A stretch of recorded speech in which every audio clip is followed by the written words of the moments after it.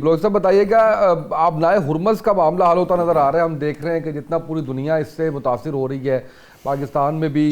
खैर पाकिस्तान में तो हम लेवी टैक्स बढ़ाते हैं और कहते हैं कि इंटरनेशनली जो है वो हालात काफ़ी क्योंकि ख़राब हो रहे हैं। तो इस हवाले से ज़रा बताइएगा।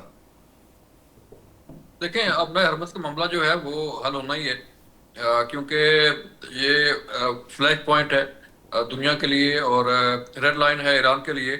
क्योंकि दुनिया इस पे कभी कोई कंप्रोमाइज नहीं करेगी कि इसको बंद रखा जाए या इसको बुला के जो है वो की जाए। ये प्रेशर ही था ना, ये सारा जो प्रोजेक्ट फ्रीडम जो है वो बंद किया गया, तो ये पाकिस्तान का भी प्रेशर था और दुनिया दुनिया का भी प्रेशर था कि इस नए हरबस को जो है वो एक इसको खोला जाए, और एक जो है वो बिजनेस फ्रेंडली एक रूट जो है उसे डिक्लेयर किया जाए, ताकि जो जहाज हैं, जो वहाँ फंसे हुए जहाज हैं, या जो रूट पे चलने वाले जो शिप्स हैं, जो टैंकर्स हैं, वो आराम से अपनी मंजिल पर सेफली जो है वो पहुंचे। अब देखें, अब ये जो इतलात आ रही हैं, ये जो प्रोजेक्ट फ्रीडम जो है वो बंद किया गया है ट्रम्प की तरफ से, ये इस बात की तरफ जो है वो इशारा है कि दोनों वाला के दरमियान, अमेरिका और ईरान के दरमियान जो है वो काफी हद तक मामला जो है वो तय कर लिए गए हैं। और इतलात यही आ रही हैं कि विद इन 2 और 3 डेज जो है वो 48 आवर्स में ये कोई ना कोई एग्रीमेंट अमेरिका और ईरान के दरमियान हो सकता है। वन पेपर जो है वो एजेंडा है, वन पेपर एक एग्रीमेंट है, और इसमें जो है वो काफी सारी चीजें तय कर ली गई हैं। नेचुरली पाकिस्तान सालिस है, और पाकिस्तान जो है उसने एक इंतहाई अहम रोल प्ले किया है। और मुज़ाकरात तो अब भी जारी हैं। पहले डायरेक्ट मुज़ाकरात हो रहे थे, अब जो है वो बिलवास्ता मुज़ाकरात हो रहे हैं थ्रू पाकिस्तान। जो है वो दोनों मुल्क कनेक्टेड हैं, और दोनों मुल्कों की जो है वो नुकात और डिमांड्स और जो चीज़ें हैं वो पहुंचाई जा रही हैं एक दूसरे के दरमियान। तो मामला जो है वो अब ये लग रहा है, जो खबरें आ रही हैं वो यही हैं कि मामला काफी हद तक जो है वो तय कर लिए गए हैं तो अब फाइनल एग्रीमेंट होना है, और हो सकता है कि ये भी इत्तलात है कि ये एग्रीमेंट जो है वो पाकिस्तान में साइन हो। और जब अगर पाकिस्तान में साइन होता है तो प्रेसिडेंट ट्रम्प ने भी वादा कर रखा है कि वो शायद खुद इस एग्रीमेंट का हिस्सा बने और पाकिस्तान आए, और पाकिस्तान आके जो है ये एग्रीमेंट्स जो है वो साइन हो। तो चीजें फाइनल शेप में हो चुकी हैं। किसी भी वक्त जो है वो ये एग्रीमेंट हो सकता है, क्योंकि प्रेसिडेंट ट्रम्प का जो दौरा चीन है, वो चीन जाने से पहले पहले जो है वो कोई ऐसा करना चाहते हैं कि उनकी जेब में कोई पीस टॉक्स हो, कोई पीस एग्रीमेंट हो। और चूंकि वो इस खित्ते में आ रहे हैं, हम्म। चाइना जो है वो इस खित्ते का बड़ा प्लेयर है, और उसका एक असर रसूख है। तो चाइना जाने से पहले जो है वो प्रेसिडेंट ट्रम्प जो है वो इस मामला को निपटाना भी चाहते हैं, और अच्छे तरीके से निपटाना चाहते हैं कि जाहिर बात है चाइना का भी तल्लुक वास्ता है ईरान के साथ, उसकी भी उसके साथ ट्रेड है, मामलात है काफी सारे। तो प्रेसिडेंट ट्रम्प कभी नहीं चाहेंगे कि कोई ऐसी चीज वो साथ लेके जाएं जिस पे चाइना के अंदर जो है वो सवाल उठाया जाए। चाइना के अंदर जो है उनको इस चीज का जो जवाब जो है वो देना पड़े कि वो ईरान का मामला या अपना हरमल का मामला हल क्यों नहीं हुआ, और उसका वो क्या चीजें हैं। तो इसलिए जहां प्रेसिडेंट ट्रम्प ने अपनी कौम को जो है वो इस सारी जंग को जस्टिफाई करना है, और अपनी कांग्रेस को जस्टिफाई करना है, वहां पे प्रेसिडेंट ट्रम्प को ये पूरी दुनिया को जस्टिफाई करना पड़ेगा कि ये जंग क्यों हुई, कैसे हुई, उसमें क्या क्या हुआ। क्योंकि ईरान का अगर हम देखें, ईरान और अमेरिका की अगर हम जायजा लेते हैं कि इस जंग में किसने क्या खोया, तो डेफिनेटली ईरान के अंदर तबाही हुई, सब कुछ हुआ, लेकिन उससे कई ज्यादा जो है वो बर्डन जो है वो अमेरिकी इकोनॉमी पे पड़ा है। कई अरबों डॉलर जो है वो इस जंग में उसको उन्होंने झोंक दिए हैं। प्रेसिडेंट ट्रम्प ने जो उनका असला का जखीरा था वो कोई अराउंड 45% जो है वो सारा झोंक दिया है, जिसे अब बनते बनते जो है वो टाइम लगेगा। तो ये वो सारी चीजें हैं जिसे अमेरिकी अवाम देख रही है, कांग्रेस जो है वो उसमें बैठी हुई जमातें देख रही हैं, दुनिया सारी जो है उसको वॉच कर रही है, दुनिया उस पर बातचीत कर रही है, मीडिया की आंख उस पे है, तो सारा वो रिपोर्ट हो रहा है। तो इसलिए अब ये मामला जो अगर अगर हम एक लफ्ज में अगर प्रेसिडेंट ट्रंप को पूछा जाए कि ये जंग में उन्होंने कि ये जंग उन्होंने शुरू क्यों की, क्या मकसद क्या थे, तो उनके पास कोई कोई लॉजिक कोई नहीं है, कोई जवाब को नहीं है। ये वही एटमी सलाहियत थी जिसे जो है वो इसराइल के साथ जंग में प्रेसिडेंट ट्रम्प जो है वो बमबारी करके ये क्लेम कर चुके हैं कि मैंने उनकी जो है वो एटमी जो तनसीबात थी वो सारी खत्म कर दी हैं। तो फिर जंग किस बात की हुई? तो इसलिए तो फिर ये सारी चीजें अगर हम पूछें तो फिर उनके पास जवाब को नहीं है, जस्टिफिकेशन को नहीं है। तो अब ये वही ये चाह रहे हैं, बार बार कभी वो एग्रीमेंट की बात करते हैं, कभी जो है वो तेल की बात करते हैं, कभी अपना हरमज की बात करते हैं। तो वो खुद चाह रहे हैं कि मामला खत्म हो ताकि वो आगे बढ़े हैं। इलेक्शन आने वाले हैं अमेरिका के अंदर और सारी चीजें चल रही हैं, उनकी अपनी पॉलिटिक्स है, उनकी जमात जो है उसको निशाना बनाया जा रहा है। तो बिल्कुल ठीक इसलिए है मेरा सर। ये ख्याल है कि विद इन 48 आवर्स ये मामला हल हो सकता है। बिल्कुल ठीक है। खाकवानी साहब, आप किस तनाजुर में देख रहे हैं करंट सूरत हाल को? दोबारा से जंग शुरू होने का कोई खतरा आपको लग रहा है, जबकि ईरान ने जंग बंदी की खिलाफ वर्जी भी कहा है कि अमेरिका की तरफ से की जा रही है। देखिए, मुझे नहीं लग रहा कि उस तरह की जंग दोबारा होगी शुरू, क्योंकि अमेरिकन भी और प्रेसिडेंट ट्रम्प खास तौर पे वो जंग से निकलना चाह रहे थे। अब नजर आ रहा था वादे तौर पे, वो उनको शायद एहसास हो गया था कि जंग में जाना उनकी गलती थी और बुरी तरह फंस के, और जो मकासद थे वो मकासद पूरे नहीं हुए। तो वो अब जब एक जंग बंदी हो गई है, अब उसके बाद फिर दोबारा जंग करना और इतने बड़े जिस तरह की वो बात कर रहे हैं कि इतनी बड़ी तबाही जिसमें सब चीजें मैं तबाह कर दूंगा, तो वो तो मेरे ख्याल ट्रम्प का दौरा चीन बिल्कुल बिल्कुल ही सर पे है, यानी उसमें सिर्फ 5 दिन ही रह गए बीच में। 14 और 15 को उनको मुलाकातें उनकी। अच्छा, तो उसमें प्रेसिडेंट ट्रम्प की ये तो पूरी कोशिश है, सरतोड़ कोशिश है कि ये उससे पहले हो जाए डील। ये अभी इसलिए वो आज रात को वो कह रहे थे कि मैं खात भी एक्सपेक्ट कर रहा हूँ अब 24 घंटों में या 48 घंटों में, जिस तरह ये चीजें चल रही हैं, कोशिशें हो रही हैं अमेरिकन की। लेकिन मैं ये सोच रहा हूँ कि अगर ईरान, क्योंकि अगर ये एक समझा जा रहा है, एक तासुर ये है कि अगर ये मामला सेटल हो जाता है तो प्रेसिडेंट ट्रम्प जरा बेहतर पोजीशन में चाइना जा सकेंगे, उनके पास और मामला होंगे बात करने की, आगे नहीं। लेकिन अगर मैं ये सोच रहा हूँ कि चीन का तो बड़ा ईरान के साथ बड़ा अच्छा ताल्लुक है और वो ईरान बहुत अप्रिशिएट भी करता है, चाइनीज एयर एक्सपोर्ट कर भी रहे हैं और आगे भी करेंगे और पोजिशन में है। तो ऐसे मुझे ऐसे तासर ये भी मिल रहा है, और ईरान से भी जो हमारे सोर्सेज हैं, जर्नलिस्ट जो कुछ, वो भी ये तासर दे रहे हैं कि शायद ईरान इससे पहले ऐसे ना करे। यानी चीन के दौरा, प्रेसिडेंट ट्रम्प के दौरा चीन से पहले बाकायदा डील जिस तरह की जो जैसे वो ग्रैंड डील चाहते हैं ना, बड़ी डील, उस तरह की शायद वो ना हो। और मुमकिन है चाइना खुद भी शायद चाहता हो। उनको फिर ईरान को ये है कि वो चाह रहे हैं कि उसमें ये जो ईरान अपना हरमुज का मामला भी और मामला भी जेरे बहस हो, वो जो मुलाकात एक समिट एक तरह की है दोनों मुल्कों के, और दोनों सुपर पावर ये हैं उनके सरबराहों की, तो उसमें उनको ईरान को ये है कि शायद हमारे लिए कुछ थोड़ा सा प्रेशर कम हो जाए या कुछ चीन हमें कुछ थोड़ा सा बेहतर डील करा सके। अब अगर ट्रम्प का, अब मुझे नहीं पता कि ज़ाहिर पीछे क्या चीजें चल रही है, अब तो ज़ाहिर कुछ चीजें सामने आ रही है ना, कई चीजें तो मीडिया से बाहर रखी गई है और खुफिया रखी गई है, और अब एक मतलब इवन अमेरिकन मीडिया में भी कुछ चीजें रिपोर्ट नहीं हो पा रही।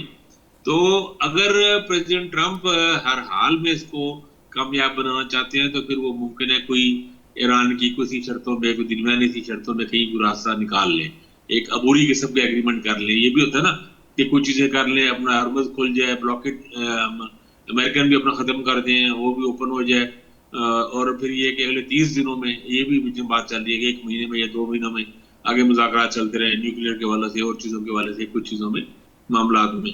तो ये इस तरह का भी कुछ हो सकता है।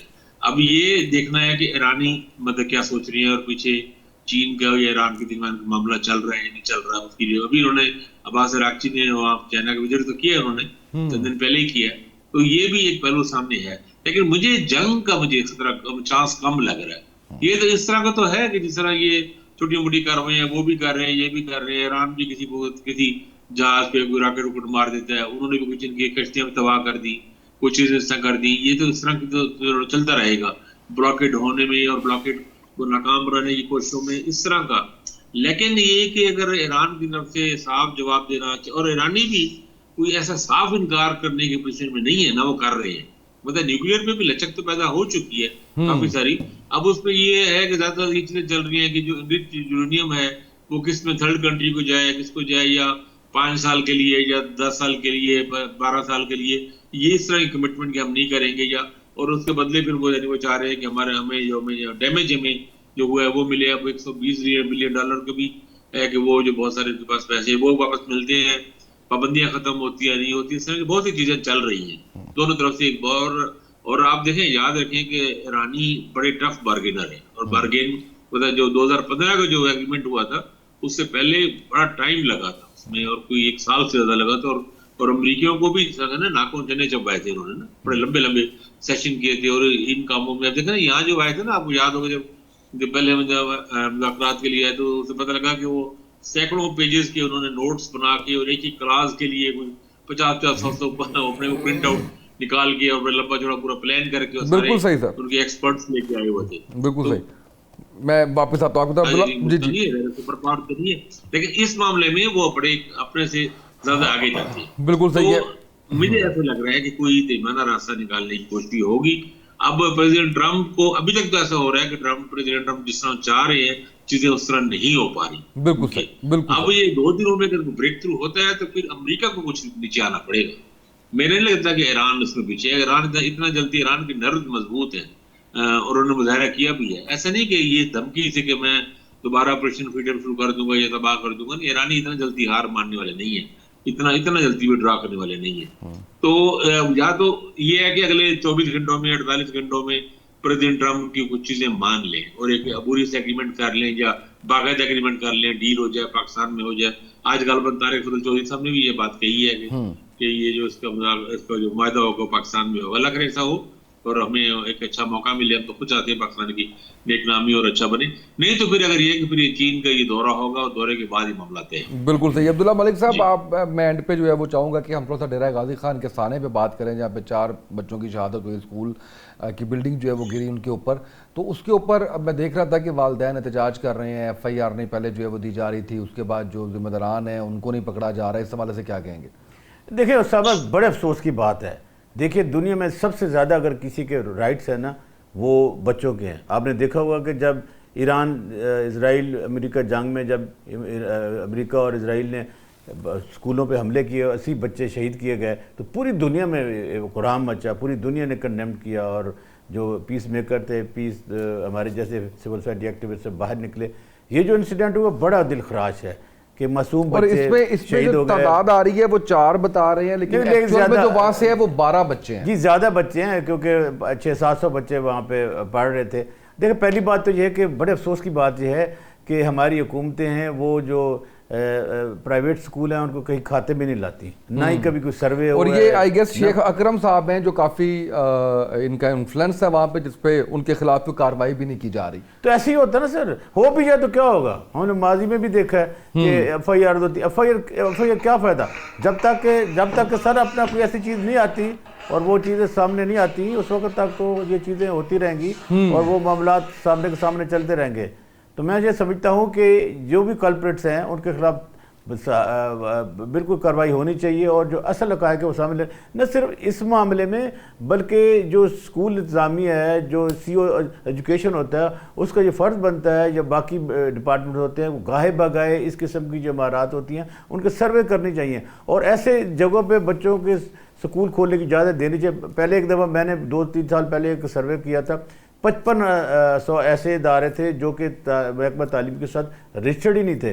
देखिए वो छोटे छोटे जगहों पे स्कूल बना लेते हैं। अब इसमें भी ये जो डिप्टी कमिश्नर साहब ने जो रिपोर्ट दी, उन्होंने कहा कि जो छत के ऊपर ना कुछ सामान, ऐसा मटेरियल पड़ा था कि उससे बोझ नहीं बर्दाश्त हुआ, या वो अंडर कंस्ट्रक्शन थी या जो भी था।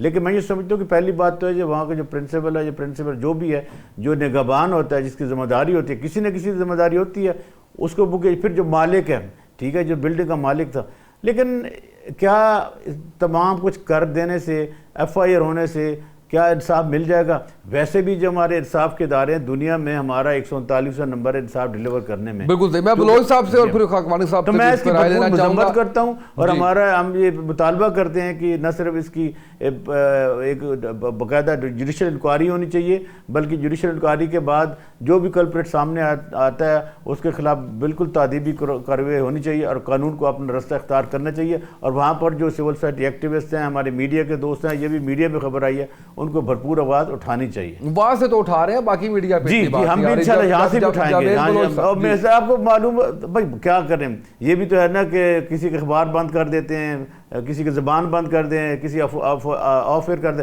हम इनसे भी मुतालबा करते हैं कि देखिए जो मीडिया होता है ये ऑक्सीजन होता है, ये सोसाइटी के वॉच डॉग का किरदार अदा करता है। जब हम मीडिया की आंखें और मुंह बंद कर देंगे, कान बंद कर देंगे, तो सोसाइटी कोलैप्स कर देती है, बहरापन आ जाता है। तो हम अपनी इंतजामिया से भी बिल्कुल अपने सही। हुकूमतों से जावेद भी बलोच साहब, मुतालबा सर करते मुबैना हैं कि तौर पे मीडिया को कम से कम आज़ादी 12 दें। बच्चों की शहादत जो है वो बताई जा रही है, रिपोर्ट 4 हो रही है, बताइएगा सर क्या कहेंगे? कल्प्रिट्स अभी तक आज़ाद घूम रहे हैं। देखिए, अफसोसनाक वाक़या है सर, जिस पे जितना अफसोस किया जाए कम है।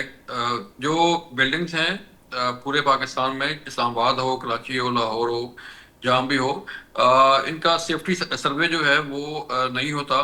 और इंतज़ामिया पे ये लाजिम होता है कि वो अपने एरिया में जितनी भी ऐसी बिल्डिंग हैं जिसमें कोई पब्लिक गैदरिंग होती है, कोई मॉल्स हैं, होटल्स हैं, स्कूल्स हैं, कॉलेजेस हैं, ऐसी बिल्डिंग का जो है वो सेफ्टी सर्वे लाजमी होता है। और गाहे बगाए फायर ब्रिगेड वाले, सिविल डिफेंस वाले, इंतजामिया जो है वो उसको चेक करती है। लेकिन अब मामला क्या है कि इस बिल्डिंग को चेक क्यों नहीं किया गया?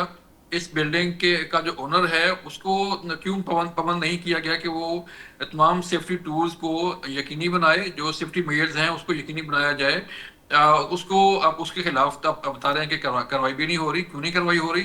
अगर वो उसमें कसूरवार है, बच्चों की शहादत हुई है, बच्चों के वालिदैन हैं, बाकी बच्चे जो है वो उसमें हैं, तो ऐसी ऐसी बिल्डिंग्स के खिलाफ, ऐसे लोगों के खिलाफ जब तक कार्रवाई नहीं होगी या जब तक उन्हें पूछा नहीं जाएगा उसामा कि वो इनकी जो देखें जहाँ पे गैदरिंग होती है या जहाँ पे कोई स्कूल है, कॉलेज है, कोई ऐसी पब्लिक प्लेस है जहाँ पे लोगों का आना जाना है। आप कराची का जो भी रिसेंटली आतिशबाजी का वाक़या हुआ उसकी मिसाल ले लेकिन लें। एक बात ना, एक बात मैं closing- एक बात कहने दे। closing आप से बिल्कुल पहले। सही कह रहे हैं, लेकिन मेरा ख्याल है कि कुछ जिम्मेदारी हम वालिदैन पे भी पड़ती हैं कि हम अपने बच्चों को छोड़ के स्कूलों में उसके बाद पूछते ही नहीं है। हमें भी देखना चाहिए कि जिस स्कूल में हमारा बच्चा पढ़ रहा है उसकी बिल्डिंग कैसी है, शिकस्त हाल तो नहीं है, कुछ ऐसे हालात तो नहीं है, कोई सर जब इंतजामिया नहीं पूछती, सर इंतजामिया नहीं पूछती तो वालिदैन कौन?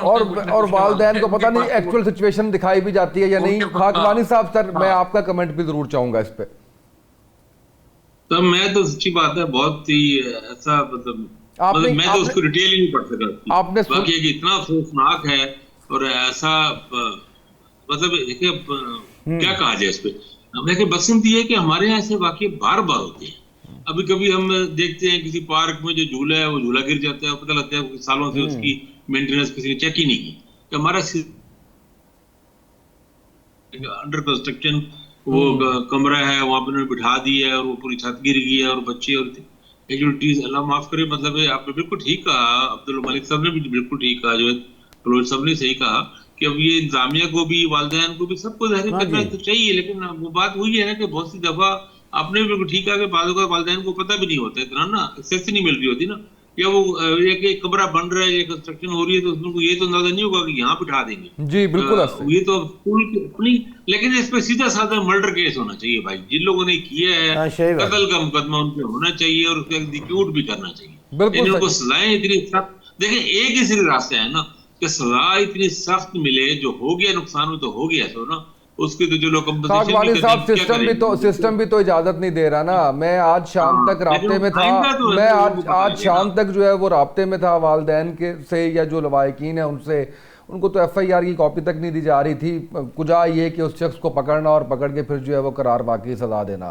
सिस्टम भी बड़ा वीक है। नहीं जी, हमारे यहाँ तो देख रहे पंजाब में तो बच्चों की माँ है, अब देखते हैं कि जो बच्चों की माँ है वो इन बच्चों की सौतेली माँ बनती है या रियल मदर बनती है। पूरे सूबे की हाँ उनको जी, होना वो चाहिए, इसीलिए कह रहे हैं ना जी। बिल्कुल सही। मुझे क्लोजिंग पे जाना है। होगा, मेरे को उम्मीद है कि इस पे हम होगा, गुजारिश इसमें करते हैं follow सूबे भी की माँ बढ़ेगा। से कि वो जरूर हरकत में जी आएंगे। बिल्कुल सही। बहुत शुक्रिया तीनों मेहमानों का। नाज़रीन, आज के प्रोग्राम से इतना ही, इजाज़त दीजिए, अल्लाह हाफिज़।